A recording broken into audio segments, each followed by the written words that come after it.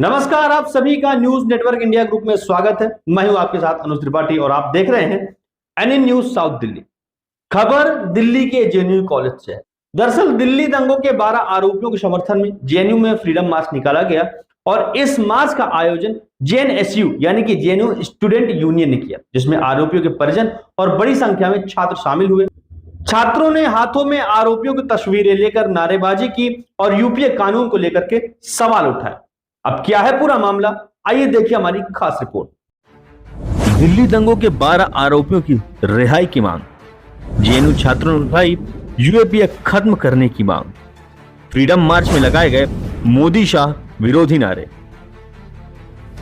BJP RSS हो बर्बाद के नारों से गूंज उठा जेएनयू।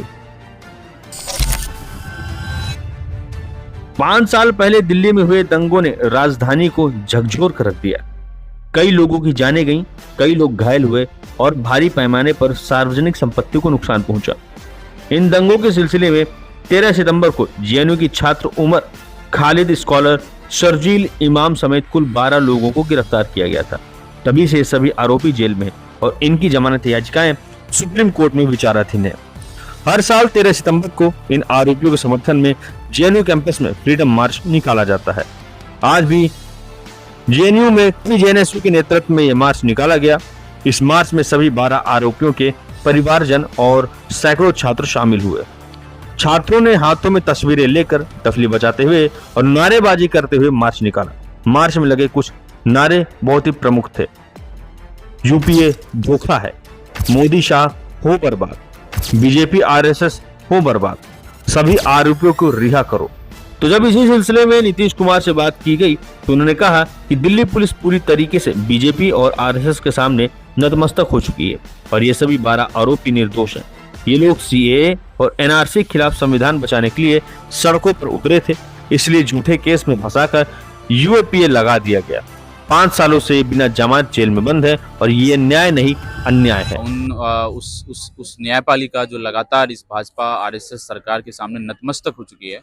हम देखें कि जब हाई कोर्ट ने बिल रिजेक्ट किया तो वो सुप्रीम कोर्ट गए और सुप्रीम कोर्ट के जज ये बोल रहे हैं कि हमको डॉक्यूमेंट्स पढ़ने का समय नहीं मिला और वो छुट्टी पे चले गए, उनकी सुनवाई टल गई। तो ये साफ तौर से दिखाता है किस प्रकार से भारतीय न्यायपालिका इस भाजपा आरएसएस सरकार के सामने नतमस्तक हो चुकी है। हम इसको कंडेम करते हैं और इस मार्च के जरिए, इस फ्रीडम मार्च के जरिए उन तमाम पॉलिटिकल प्रिजनर्स की रिहाई की मांग करते हैं। उन पर लगाए हुए तमाम केसों को खारिज करने की यहाँ से फिर जब इसी सिलसिले में डॉक्टर एसके इलियास उमर जो खालिद के जो पिता हैं उनसे बातचीत की गई तो उन्होंने कहा कि मेरे बेटे को गलत तरीके से फंसाया गया है, उसके 5 साल बर्बाद कर दिए गए, कोई भी न्याय नहीं कर रही है।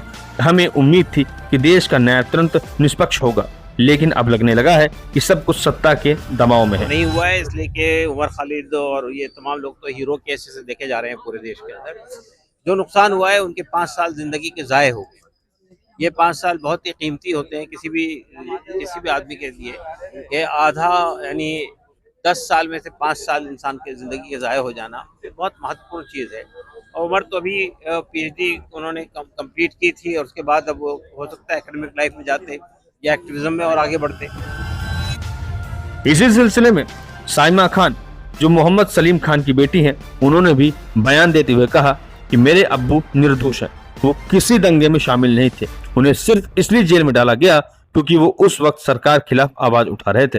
हमारी जिंदगी हमसे गई है। सर आवाज तो जरूर पहुंचती है, लेकिन उनके कान कुछ ज्यादा ही बंद है, जिनकी वजह से उन्हें सुनाई नहीं देता है।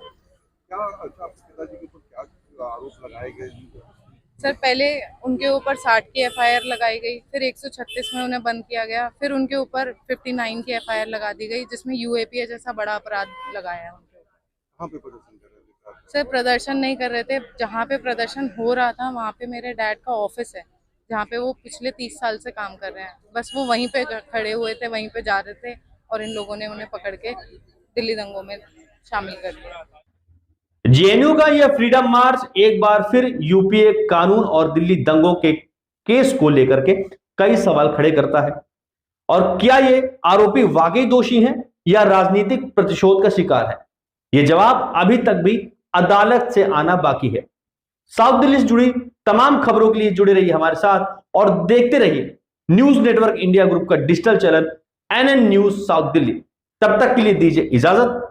नमस्कार, मिलते हैं अगले समाचार के साथ।